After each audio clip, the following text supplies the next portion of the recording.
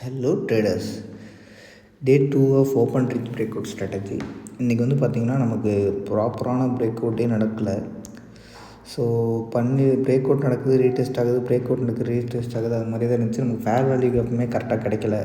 So அதனால் நம்ம Nifty 50லேயே entry எடுக்கல, பேங்க் நிஃப்டிலையுமே நமக்கு இது என்ட்ரி கிடைக்கல. ஸோ அதனால் நம்ம ரெண்டு சைடுமே இன்றைக்கி என்ட்ரி எடுக்கல ட்ரேடர்ஸ். ஸோ அதான் நம்ம ஃபஸ்ட்டு சொன்ன மாதிரி தான், நம்ம வந்து ப்ராஃபிட் பண்ணது மட்டும் முக்கியம் இல்லை, லாஸ் பண்ணாமல் இருக்கிறதும் ரொம்ப முக்கியம்.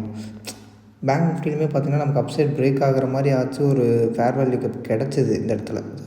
கரெக்டாக பார்த்திங்கன்னா இந்த 10:50 to 11 அந்த 3 கேண்டில், அதுக்கு நடுவில் ஒரு ஃபேர் வேல்யூ கேப் இருந்துச்சு. ரீடெஸ்ட் பண்ணிட்டு மேலே ஏறும், எங்கல்ஃப் ஆகும்னு பார்த்தா நமக்கு அப்படியே பிரேக் டவுன் ஆகி ரேஞ்சுக்குள்ளே வந்துருச்சு.